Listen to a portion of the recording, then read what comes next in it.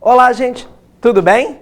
Eu sou o professor Duarte e mais uma vez nós estamos aqui para falar de geografia. Bom, na aula de hoje nós vamos falar sobre a hidrografia mundial, seus conceitos, o que é um rio, o que é um mar, o que é um golfo, o que é uma baía.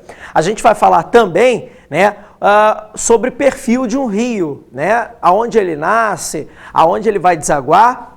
Além disso, você vai também ver as principais bacias hidrográficas do planeta, cada característica, cada peculiaridade.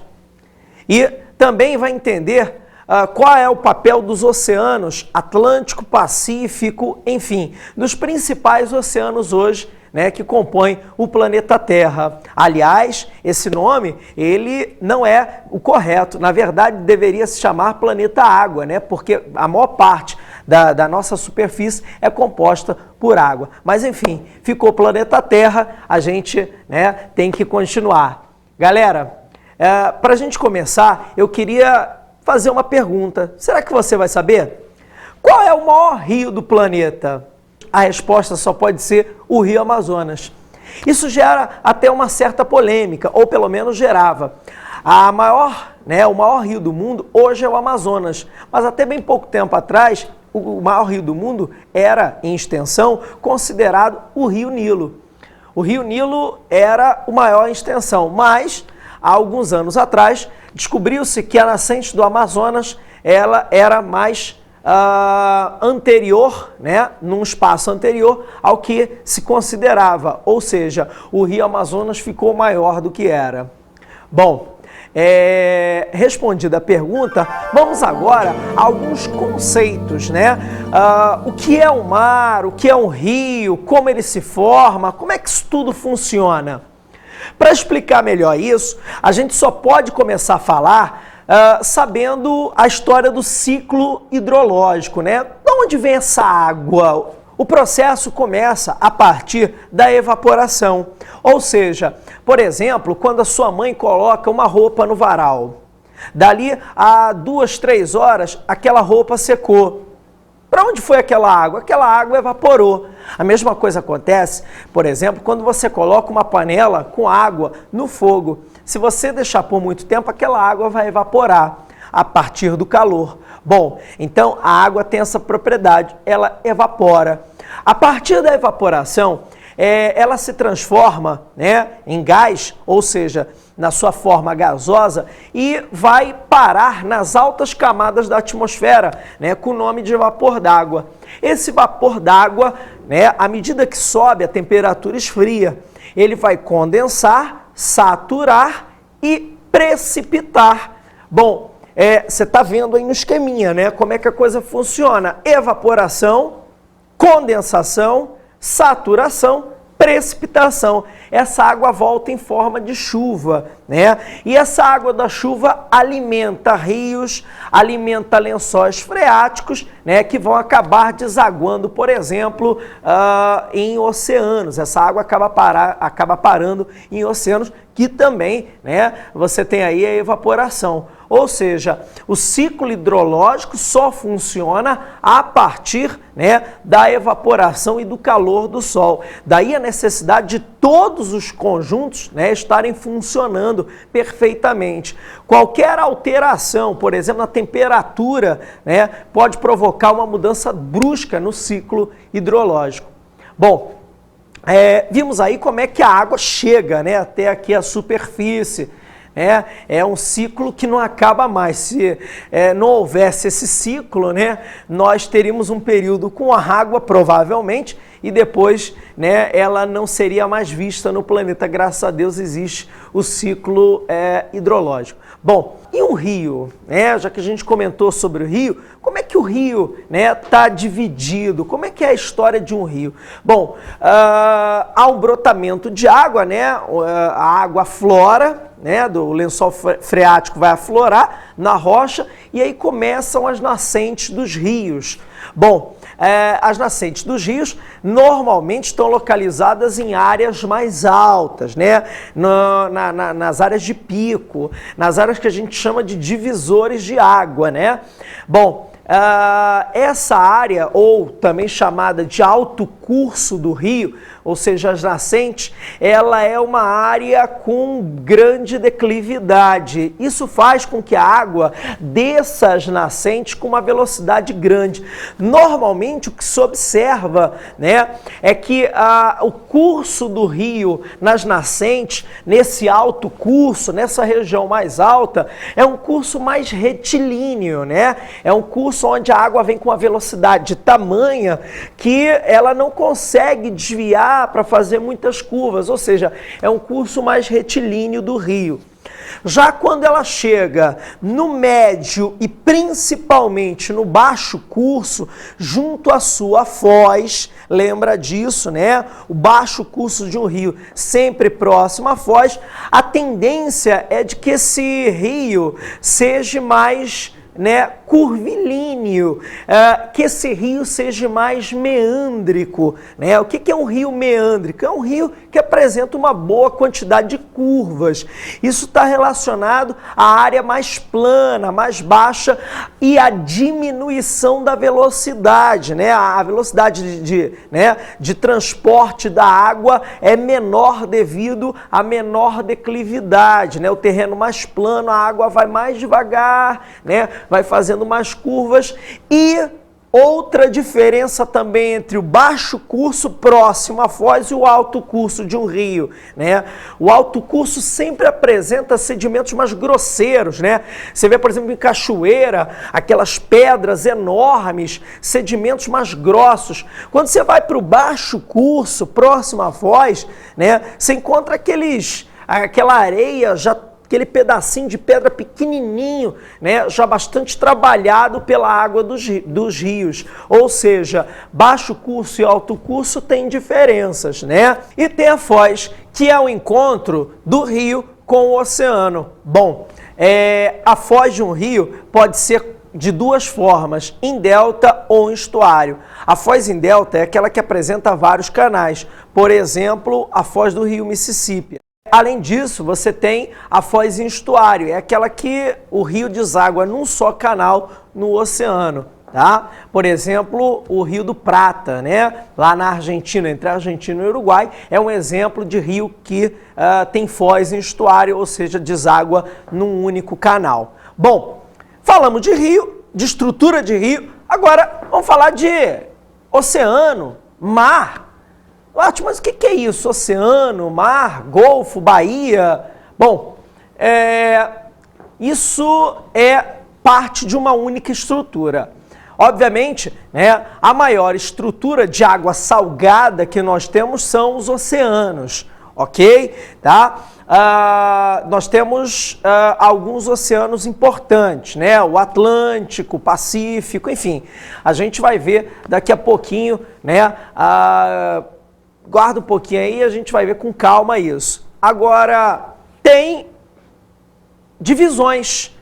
Os oceanos têm subdivisões importantes, né? Por exemplo, uma divisão é a dos mares, né? Existem mares abertos, mares fechados e mares semifechados. Por exemplo, o mar é um pedacinho, né, do oceano. Exemplo de mar semifechado seria o mar Mediterrâneo, né? E um exemplo de mar fechado seria o mar Cáspio. São estruturas grandes, são subdivisões grandes dos oceanos. Agora, tem a estrutura de golfo, tem a estrutura de baía e tem a estrutura de saco. Duarte, o que é um golfo, o que é uma baía, o que é um saco? Golfo, baía e saco se diferenciam basicamente pelo tamanho também. A maior dimensão é a do Golfo, né? Por exemplo, o Golfo Pérsico. Menorzinho, você tem a Baía, por exemplo, Baía de Guanabara, a Baía de Hudson.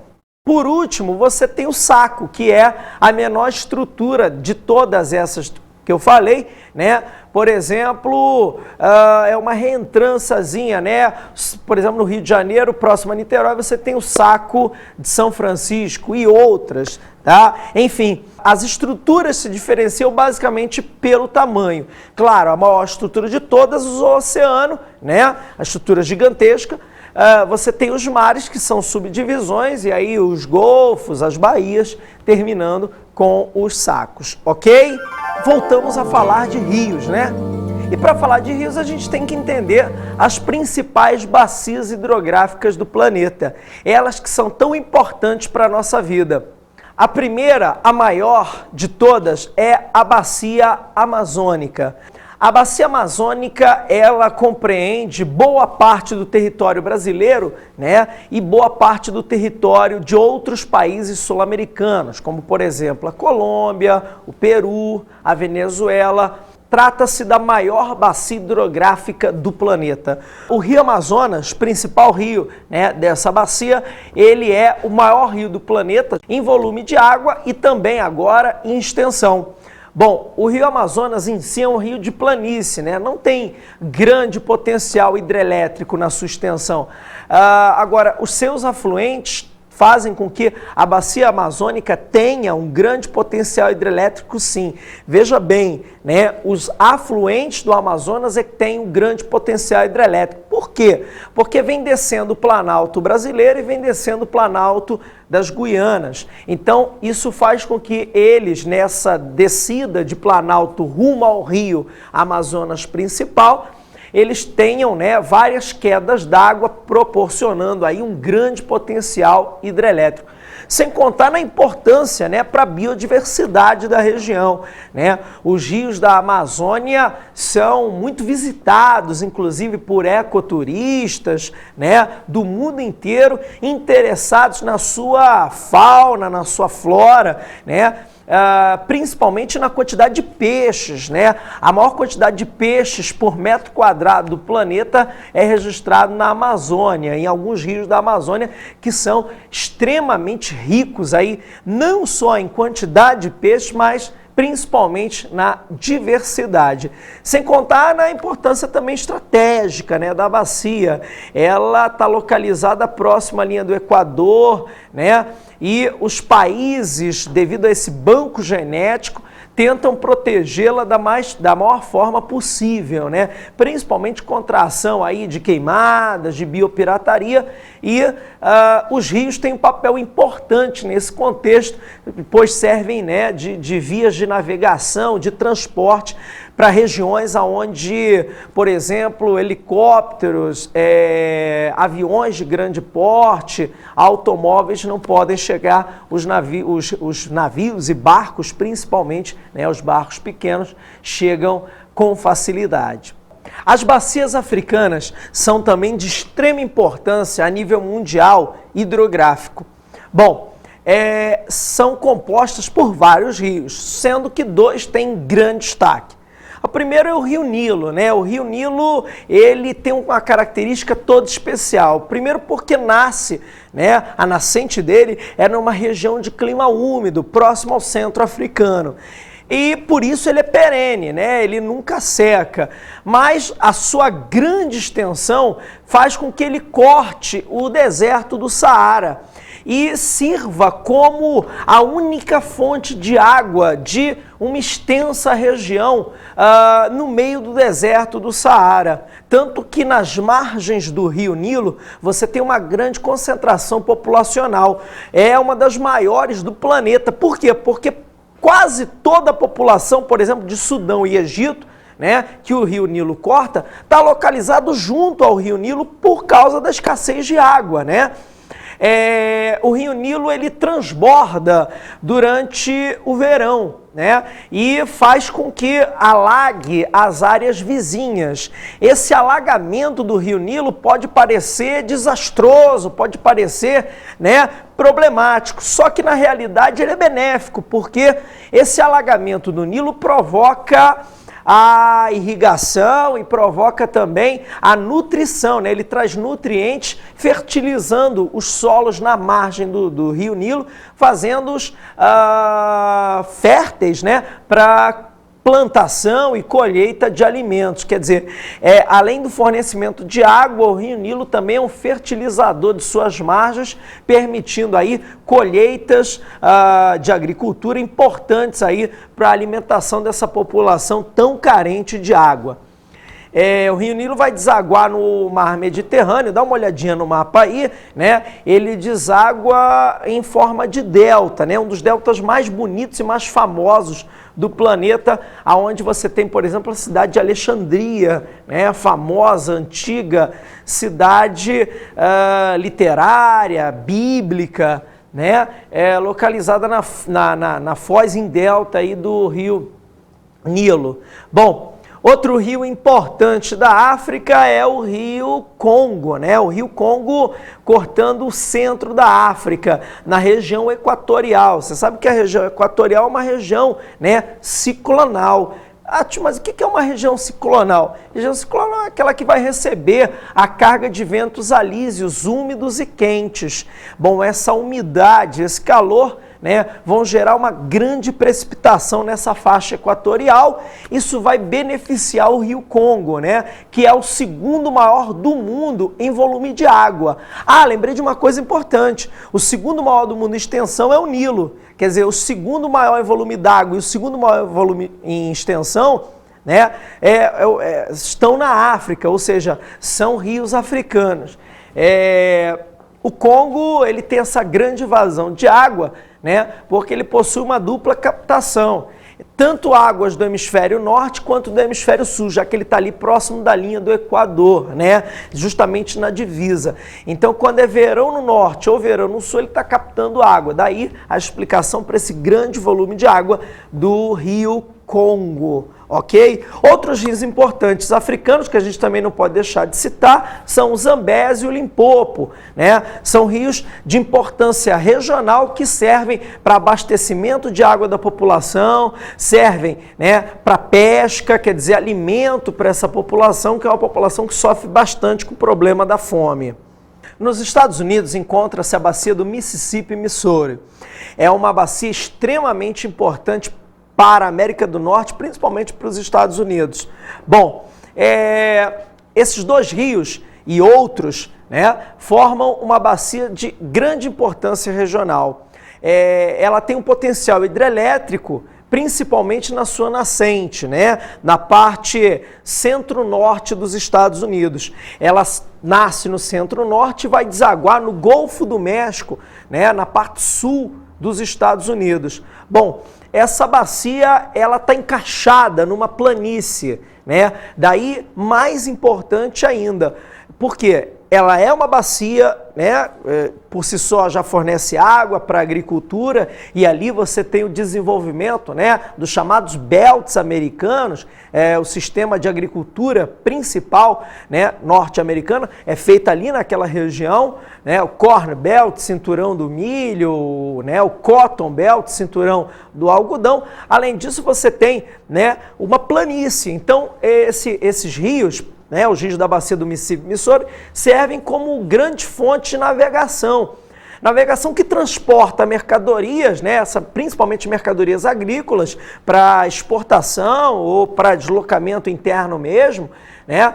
E além de transportar mercadorias, a bacia do Mississippi e Missouri também tem outro papel, né? Que é o de transporte de pessoas, e é transporte regular, como se você estivesse pegando um avião ou estivesse pegando um ônibus, né, de uma cidade para outra. As pessoas utilizam navios, barcos, enfim, né? A navegação é extremamente utilizada nessa bacia. A bacia do Mississippi Missouri vai desaguar no Golfo do México, como eu já falei, em forma de delta, né? É um delta também bastante apreciado, bastante bonito.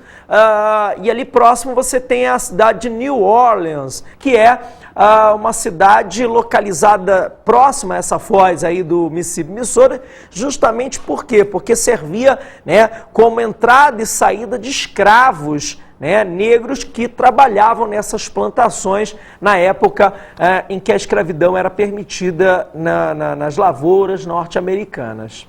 Galera, já que a gente está falando de rios, a gente não pode esquecer de falar dos rios europeus, né?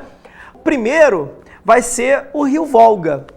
Rio Volga é o maior em extensão da Europa, né? Ele é um rio que tem particularidades. A primeira é porque ele nasce, né, e a sua foz também é dentro de um único país, que é a Rússia, né? O rio Volga, ele corta todo o território russo, é uma extensão, mas corta só um único país, que é a Rússia. A outra é que o rio Volga também, né, ele congela durante o inverno. Dá uma olhadinha aí no mapa, né, para você ver a localização da nascente até a foz. Principalmente na área de nascente, devido às temperaturas muito baixas, ele vai congelar durante o inverno. Isso é um problema sério. Por quê? Porque o Volga é utilizado e bastante para transporte de pessoas e mercadorias também, né? Mas durante o inverno esse transporte fica impossibilitado devido à grande quantidade de gelo, né, presente dentro do rio, o que impede a navegação. Bom, o segundo rio, né, sobre o qual nós vamos falar dentro da Europa é o rio Reno. O rio Reno e o seu, né, coadjuvante, o seu afluente, o Ruhr. O rio Reno, ele vai ser chamado de o rio industrial, principalmente porque ele corta dois países que são duas potências industriais dentro da Europa. Uma é a França, outra é a Alemanha. Ele vai fazer divisa entre França e Alemanha. Dá uma olhadinha aí, né, no mapa do rio Reno. Ele nasce nos Alpes, na Suíça, e vai em direção ao Mar do Norte, né, cortando aí França e Alemanha, né? Ele faz ali a divisa entre França e Alemanha e vai desaguar no porto de Roterdã, né? Que aliás é o porto mais movimentado hoje da Europa, na Holanda. O porto de Roterdã tem essa movimentação por quê? Porque recebe mercadorias que vêm do mundo inteiro, né, que vêm de navio e são embarcadas em barcos que vão entrando pelo rio Reno, né, e vão aí despejando suas mercadorias nos países, principalmente França e Alemanha. E também o rio Reno, né, tem a presença de várias indústrias, por exemplo, da Volkswagen, ao seu redor. Por isso é chamado de rio industrial, pela presença de uma centena de indústrias, né, em volta aí da sua trajetória, e além dessas indústrias, você tem o escoamento dessa produção industrial, né, pelo rio Reno. O rio Reno, até uns 20 anos atrás, ele era extremamente poluído, né, e de 1984 para cá começou um sério programa de despoluição do rio Reno, mostrando que, mais uma vez, se o homem realmente se esforçar, ele consegue bons resultados. Outro rio importante dentro da Europa é o rio Danúbio, né? Dá uma olhadinha aí, ele também nasce nos Alpes. Repara que os Alpes é uma grande fonte aí de nascente de rios. O rio Danúbio nasce nos Alpes, só que ele não corre para o norte como o rio Reno, né? Ele corre para o leste europeu, tá? O rio Danúbio, ele foi chamado de rio político durante a época da Guerra Fria, porque a nascente do rio estava na parte capitalista da Europa e a foz estava na parte socialista da Europa, né? No leste europeu. O rio Danúbio, ele tem uma particularidade, ele atravessa uma série de capitais, né? Viena, Budapeste, né? São cortadas pelo Danúbio, né? Isso inspirou vários autores, várias obras, né, literárias, de pintura, de música, né? Em volta aí do rio Danúbio, tá? E hoje ele é bastante utilizado para o turismo. Você pode fazer uma tour pelo Danúbio, né? Que vai parando nessas capitais e nas cidades vizinhas ao rio, né? Que tem bastante importância dentro da economia regional desses países. Uma outra bacia importante é a bacia do Rio Pó. O Rio Pó, ele corta o norte da Itália, né? A região mais industrializada da Itália. O Rio Pó, ele nasce também nos Alpes, né? E vai desaguar próximo a Veneza, no norte da Itália, pegando toda a região industrial né, que se localiza principalmente em volta de duas cidades, Turim e Milão, né? Então aquela região do Po, na Itália, é uma região bastante industrializada, em contraste até com o sul italiano, que é uma região bastante agrícola e relativamente atrasada. O norte não, né? Isso se deve muito ao rio Po e a facilidade de obtenção de água por parte desse rio. E para terminar os rios europeus, a gente não pode deixar de falar do Tâmisa, né? O caso do Tâmisa. O Tâmisa é o principal rio, né, inglês. Ele corta a cidade de Londres e serviu aí no processo, né, inicial de Revolução Industrial. O rio Tâmisa durante várias décadas permaneceu sujo, imundo, né, podre, sem qualquer perspectiva de vida. E a partir dos anos 60 os ingleses entraram numa campanha séria para reverter esse quadro e nos anos 90, 30 anos depois, eles conseguiram um resultado tão esperado, né? Hoje o Tâmisa, por exemplo, é utilizado para banho durante o verão, né, por pessoas na cidade de Londres. O Tâmisa é utilizado para pesca, enfim, é mais uma demonstração de que o ser humano pode, né, conseguir reverter quadros ameaçadores para a sua própria sobrevivência. Bom, para terminar essa história de rios e suas bacias importantes, nós vamos falar dos rios chineses e da importância do Ganges lá na Ásia. São dois rios de grande importância na China, o Yangtze-Kiang, que é o rio azul, e o Huanghe, que é o rio amarelo. Os dois, né, nascem na área oeste da China e desaguam na parte leste. São de extrema importância, principalmente no centro da China, devido ao seu potencial hidrelétrico, já que nascem numa região mais alta e vão provocando quedas d'água, tanto que a China está construindo a gigante, né, represa aí de 3 gargantas, que vai ser a maior represa hidrelétrica do planeta, no Rio Azul, nesse Yangtze-Kiang. Além disso, tem uma importância de abastecimento, né, de água para a população e para a irrigação, né, irrigação agrícola, ok? O Ganges, ele é um rio basicamente indiano, né? Ele corta a Índia e a grande peculiaridade do rio Ganges é ser um rio religioso, né? É um rio bastante ligado à religião hindu. Os hinduístas acreditam que só conseguem se purificar, né, se livrar dos pecados, das coisas ruins, tomando banho no Ganges. Tá? Essa é a grande característica dele. E a outra é que a foz também é em delta, né? Fica em Bangladesh, um outro paizinho ali da região, e essa foz é uma das regiões mais habitadas do planeta, né? Um verdadeiro formigueiro humano, tá? Na foz aí do rio Ganges, em Bangladesh. Falamos de rios. Agora vamos para os oceanos. O primeiro grande oceano a ser analisado é o Oceano Atlântico, né? Dá uma olhadinha aí no mapa, repara que ele, né, vai de um polo a outro, separando continentes. Por exemplo, ele separa o continente americano, né, da África e da Europa. Aliás, por falar nisso, o Oceano Atlântico era o grande mar tenebroso, né, dos europeus, na época das grandes navegações, o grande mar a ser desvendado. Ele teve essa importância, né, durante a época das grandes navegações e vai ser o principal oceano, né, durante vários séculos, já que a grande parte da economia mundial estava localizada entre a Europa e os Estados Unidos, a Europa e as Américas, enfim, né, os europeus e a colonização do Novo Mundo aglutinavam, né, a concentração econômica, a troca de mercadorias, as relações comerciais estavam muito ligadas ao Atlântico, ainda estão. Só que surgiu um novo oceano comercial. Esse oceano é o maior de todos em extensão, que é o Oceano Pacífico. E essa mudança, esse novo papel do Oceano Pacífico se dá muito devido ao crescimento das economias da Ásia, principalmente Japão e China, né? Japão, China e complementando aí os tigres asiáticos.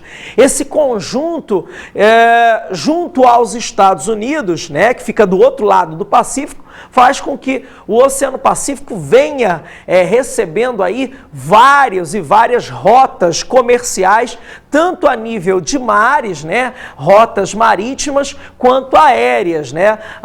O Oceano Pacífico acabou nos últimos 30, 40 anos aglutinando boa parte das rotas comerciais, isso muito decorrente aí do crescimento das economias asiáticas e o comércio que se faz, principalmente com os Estados Unidos, grande mercado consumidor do planeta. A gente agora vai falar sobre o Oceano Índico. Ele é o menor dos grandes oceanos. O Oceano Índico ele está localizado entre 3 continentes: África, Ásia e Oceania.